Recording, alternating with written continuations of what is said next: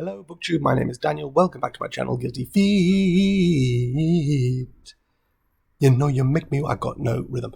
And today I'm going to talk about the Tournament of Books Longlist, which was just published this week. That's the Tournament of Books for 2022. I've been talking about the Tournament of Books for a while. I've been following the Tournament of Books for 4 or 5 years. At least it's been going for 16 years. It's run by an online organization called thismorningnews.org. I will leave links below to the Tournament of Books entire long list from this year, and also a handy dandy spreadsheet which lists them all and who they're published by and how many pages each book is, because I have found from my reading in the last few years that the Tournament of Books replaced the Booker Prize shortlist and longlist as the best discovery engine for new to me authors and new books and all sorts of literary things in my life. So every year I get this Tournament of Books long list. I buy a few of them based on sort of arbitrary, reading the rough summaries of the books, finding out if it's short stories or a novel, if it's under 200 pages, which is always a win, or if it's huge. And this, as I say, 68 books this year on the long list, which is down from previous years, out of which they will pick 16 to 20, I think 16, 17, and then there's I think 3 of them play in, so there's a sort of a final brackets of 16 books that go into the tournament. So about of those 68, I guess 16, 18 of them will go through to the actual tournament. So you try and pick the ones that are likely to make it to the final thing, and it's usually Booker Prize winner is usually a good bet. Some of the Booker shortlist usually make it into this, and then some other favourites, and then some things don't make it, and some books didn't even make it to the long list. Some of these will be familiar to you. I'm just going to go through it very quickly. It's going to be a very, very boring list for anyone who's not interested. If I was good, I'd have pictures, but I don't know how to do that. So it's just going to be me talking about the books, reading half a line of the summary and telling you what I know about them. And I'll have links to everything below, so you can do this without me, because why should you have to put up with this? So the first one, I think these are listed alphabetically by book title, which is utterly arbitrary. So the first one on the list is 100 Boyfriends. That's why it's first, because 100 is in numbers. By Bronte Purnell. I'm giving them the benefit of the doubt that Brontez, the first name is pronounced Bronte. Anyway, I think I saw this book when I was in Foyles and was intrigued by it. The summary here is: transgressive, foul-mouthed, brutally funny, these semi-linked vignettes are a revelatory spiral into the imperfect lives of queer men. I'm totally there for that. I've already started looking and seeing if I can pick up a copy of this. Then we've got After Parties by Anthony Visner. So After Parties, the cover says stories, so I'm guessing there's short stories, expansive portrait of the lives of Cambodian Americans. That sounds interesting. I'm not sure short stories collection is what I'm looking for right now. All's Well by Mona Awad. I haven't read any Mona Awad. She wrote a book called Bunny. Then we've got And the Grey Heaven by Ari Katz. Don't know about that. First line here says, Jules' partner B has recently died in a freak accident.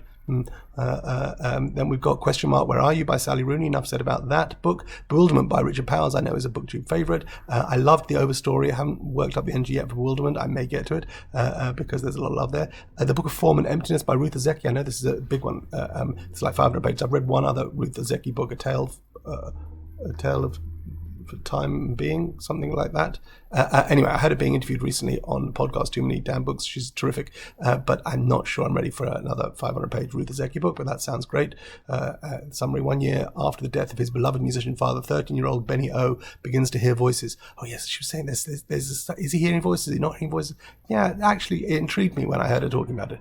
Next up is A Call for Charlie Barnes by Joshua Ferris. I read the first 3 Joshua Ferris books, and then I didn't read his short stories, and there's been another novel as well. So I'm a bit behind on my Joshua Ferris, but I'm hearing good things. I like the title, Calling for Charlie Barnes. Someone is telling the story of the life of Charlie Barnes. It doesn't appear to be going too well. Okay. Then we've got Call Baby by Morgan Jenkins. That's called Caul. Layla desperately wants to become a mother, but each of her previous pregnancies end in heartbreak. This time has to be different, so she turns to the Melancons, an old and powerful Harlem family, known for their call, a precious layer of skin that is the secret source of their healing power. Kind of interesting.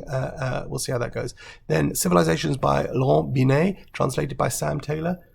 Is that the same Sam Taylor that translated The Hour of the Future that I read the other day? That name is ringing a bell. Look at me, recognize the names of translators.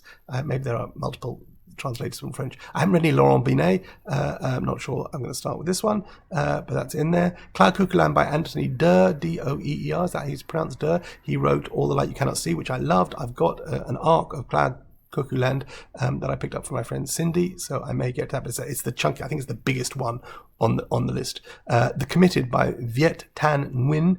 I read The Sympathizer, didn't love it. Professor Nguyen doesn't allow his books to be sold in Israel, if I remember correctly.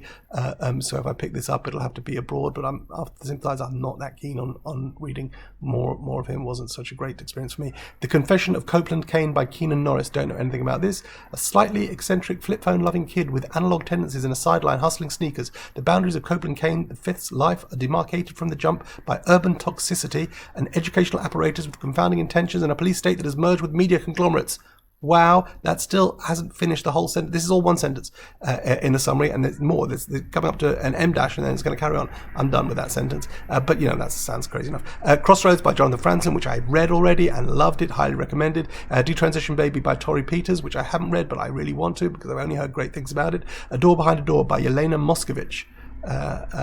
Having immigrated to Milwaukee, Wisconsin as part of the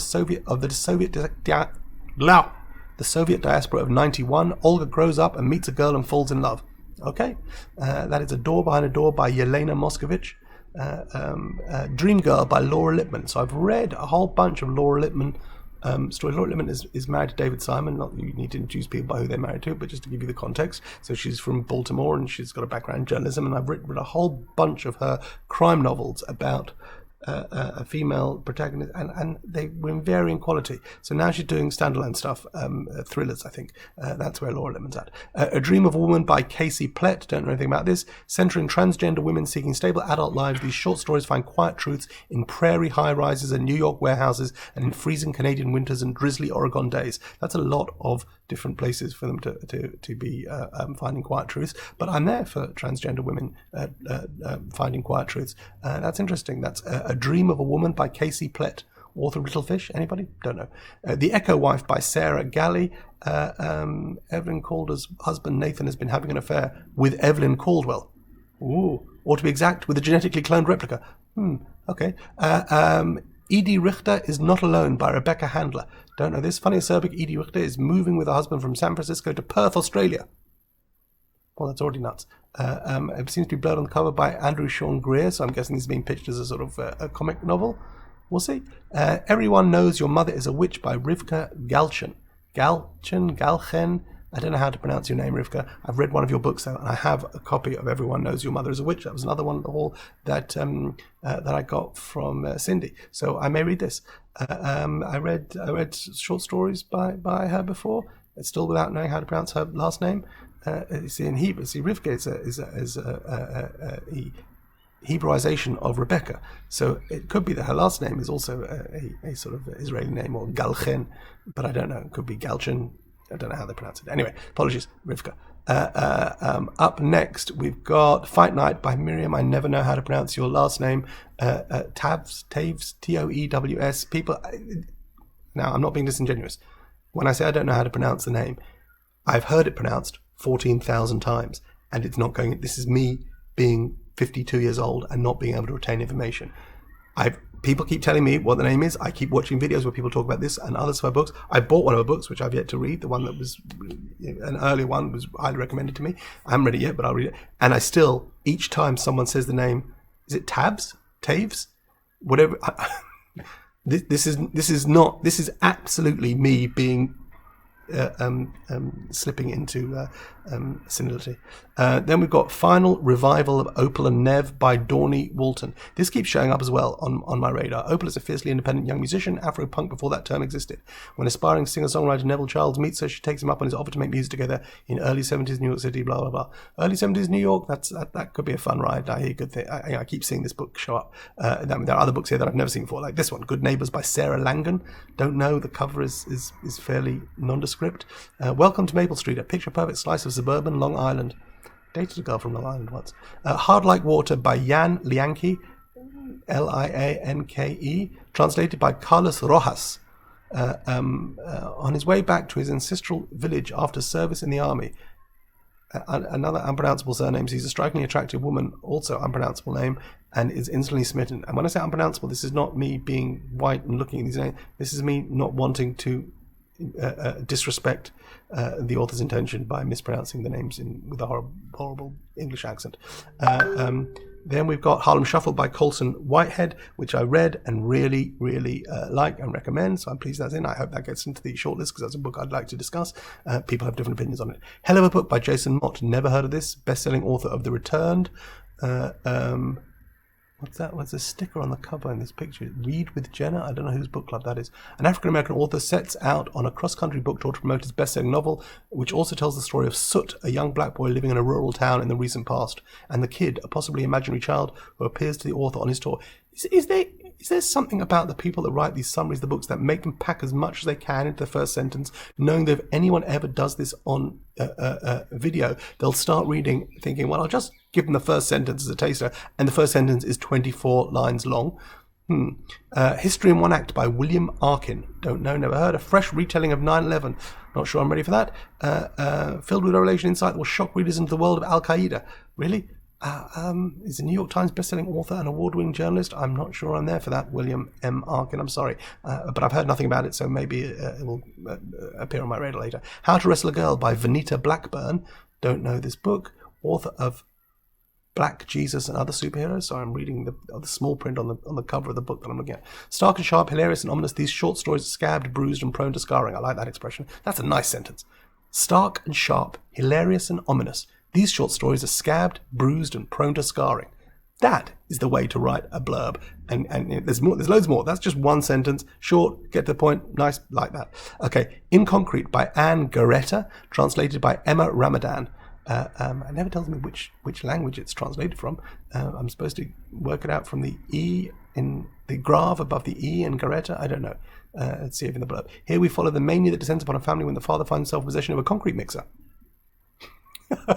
So, now that is also an opening sentence of a blurb that is going to grab me. The mania that descends upon a family when the father finds himself in possession of a concrete mixer. Like it. Interest in that. Infinite Country by Patricia Engel. I've heard a lot of people talk about this book and I still don't have a handle on what it's about. We'll see. Intimacies by Katie Kitamura. I didn't read the last Katie Kitamura book, A Separation. I don't know whether I've heard good things or bad things about it, but Intimacies is her latest book, and that is longlisted for the tournament of books this year. Then we've got Jaguar's Tomb by Angelica Gorodisha, translated by Amalia Gladhart. A novel in 3 parts written by 3 interconnected characters. Okay. Clara and the Sun by Kazuo Shiguro. Read that, loved it, highly recommended. Last Summer in the City by Gianfranco Caligaric, translated by Howard Curtis. In a city smothering under the summer sun and an overdose of La Dolce Vita, Leo Gazzara spends his time in an alcoholic haze, bouncing between rundown hotels and the homes of his rich and well-educated friends, without whom he would probably starve. Too much sentence.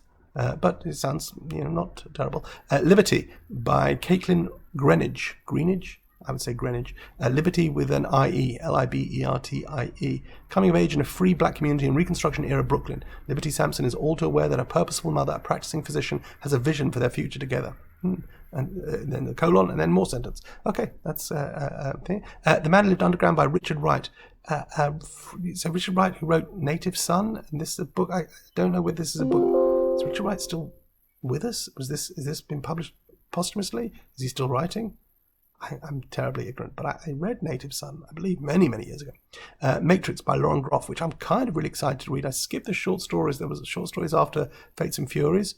Florida, I think, was that short stories, and I skipped that, but this has had great reviews. Cast Out of the Royal Corp by Eleanor of Aquitaine, deemed too coarse and rough-hewn for marriage or courtly life. 17-year-old Marie de France is blah, blah, blah. I actually quite fancy this, and I'm going to try and pick it up. Maxwell's Demon by Stephen Hall. So I read the last Stephen Hall, which was the Raw Shark texts, Rawshark, the Raw Shark, which is a play on Rorschach, Rorschach, whatever, however you spell Rorschach. It was really, that pun tells you everything about how painful that book was, and it played with type, whatever. I'm not there for his next book, I'm sorry. Failed novelist Thomas Quinn is stuck writing short stories. Really, it's another book about writing and books and words. No thanks. Milk Fed by Melissa Broder. I need to read Melissa Broder. I've heard so much about Pisces. I've heard a lot about this. And but the introduction summary. First sentence. Rachel is 24, a lapsed Jew who has made caloric restriction her religion. Damn. Okay, I definitely need to get on the Melissa Broder train. Nervous System by Lena Meruane. Meruane. Don't know, apologise. Translated by Megan McDowell. I hope I'm pronouncing Megan's name right.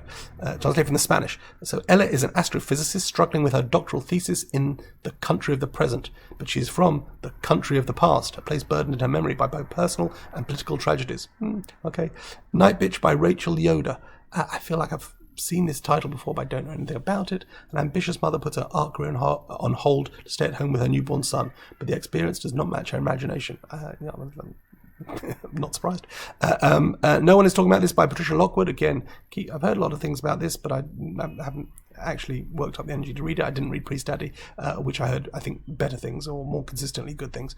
And that, oh yes, no more. Sorry, we're only about halfway there. Oh William by Elizabeth Strout. So I loved Olive Kitteridge, didn't love the book this is the sequel to, right? And then loved Olive again. Given this is the sequel to the book of hers I didn't like, I'm not sure I'll read it. The Other Black Girl by Zakia Dalila Harris. Zakia Delilah? I don't know. 26-year-old editorial assistant Nella Rogers is tired of being the only black employee at Wagner Books. Love it. Black girl in publishing. I just read Assembly, which is only black girl in finance. It could be interesting, or it could be more the same. Our Country Friends by Gary Steingart. I read a couple of Gary Steingart books. He's one of those people who's kind of guilty of writing comic novels. I can be guilty about it. I'm just not a big fan of comic novels, but actually I thought Absurdistan, at least of his, was really good. I was less impressed with Super Sad True Love Story or whatever it was. But then I met him and he was absolutely charming and hilarious as a speaker. Outlawed by Anna North. Don't know anything about this, but R.O. Kwan on the cover is calling it a masterpiece, and it also got its label on the cover of the book saying Reese's Book Club, so that's nice. The day of her wedding, 17-year-old Ada's life looks good. She loves her husband, and she loves working as an apprentice to her mother, a respected midwife. But after a year of marriage and no pregnancy in a town where barren women are routinely hanged as witches, her survival depends on leaving behind everything she knows. She joins up with the notorious hole-in-the-wall gang. Okay. That's like not... That's a different blurb than the other ones we've read. Picnic in the Ruins by Todd Robert Peterson. Anthropologist Sophia Shepard is researching the impact of tourism on cultural sites in a remote national monument on the Utah-Arizona border when she crosses paths with two small-time criminals. Okay? Don't know if that's a crime book or a literary. I don't know what that is. Poppy Show by Leonie Ross. Leone. How do you pronounce that? Leone? I don't know. Is this the book that's got a different title in the UK? Because I feel like I've seen that author's name, but on a different title. Anyway, somewhere far away or maybe right nearby lies an archipelago called Poppy Show. Popisho, a place of stunning beauty and incorrigible mischief, destiny, and mystery. It is also a place in need of change. Okay. The Promise by Damon Galgut, that was the Booker Prize winner this year, usually shows up in the long list. The Prophets by Robert Jones Jr. I've been on my radar, people have been talking about this book since the beginning of the year, and I haven't got round to it. Maybe I'll try and pick it up and pay it back later on. A Second Place by Rachel Cusk, still not read any Rachel Cusk, not sure if this is the place to start or whether I should start with the Outline trilogy. The Sentence by Louise Erdrich. So I read one Louise Erdrich book, which was really good. There was another Louise Erdrich book that was on my radar, but it turns out that that's 2 years old, and this is the newest one. I should read more Louise Erdrich. Several People Are Typing by Calvin Kasulke. Kasulke. Gerald, a mid-level employee of a New York-based public relations firm, has been uploaded into the company's internet Slack channels. Wow, millennial much? Shaky Town by Lou. That's not pejorative. It sounds very millennial. Lou Matthews. Shaky Town, a novel by Lou Matthews. In these tales of working-class Los Angeles, a teenage girl is caught in the middle of a gang war, and a priest has lost his faith and hit bottom.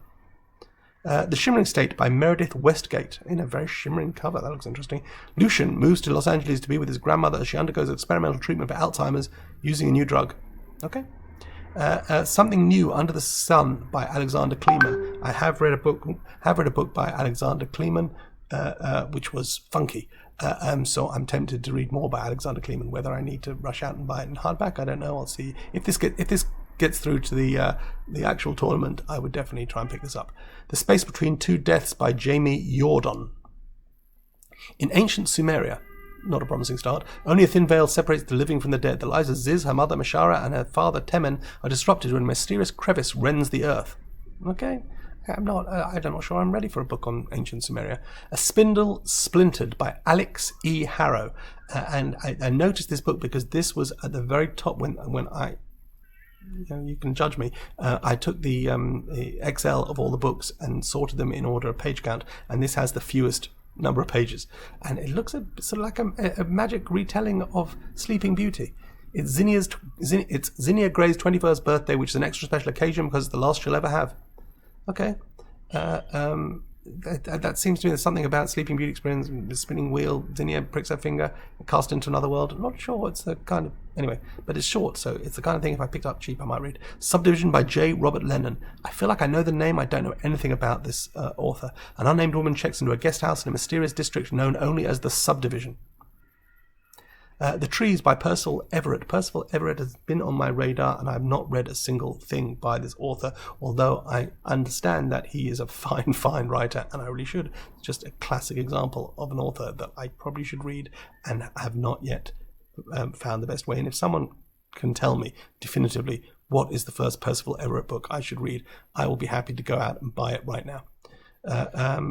Untraceable by Sergei Lebedev, translated by Antonina W. Bouis, B-O-U-I-S. Untraceable by Sergei Lebedev. Russian chemist Professor Kate Kalatin is obsessed with developing an absolutely deadly, undetectable, untraceable poison for which there is no antidote. That sounds too close to reality. Wayward by Dana Spiotta. Again, I've seen this name. I don't know anything about Dana Spiotta. On the heels of the election of 2016, God, do we need one of those? Samantha Raymond's life begins to come apart. Join the club, Samantha Raymond. We are watching Eliza Bright by A.E. Osworth. I've never seen those letters put together in that order. A.E. Osworth? Anybody? Eliza Bright is living the dream as an elite video game coder at Fancy Dog Games. I'm sorry, this is now the most millennial book in this list. We Run the Tides by Vendela Vida. Teenage Eulaby and her alluring best friend Maria Fabiola own the streets of Seacliff, their foggy oceanside San Francisco neighborhood. Again, I know the name Vendela or Vendela Vida. I've seen it and I don't know what she's written. Author of The Diver's Clothes Lie Empty? Don't know. When We Cease to Understand the World by Benjamin Labatut, translated by Adrian Nathan West. A fictional examination of the lives of real-life scientists and thinkers whose discoveries result in moral consequences beyond their imagining. Fritz Haber, Alexander, I don't know who you are, Werner Heisenberg, okay, Erwin Schrödinger. I can't pronounce some of those names. Whereabouts by Jump and Hiri, which I've read and thought it was fantastic. Also a short one if you want to get in.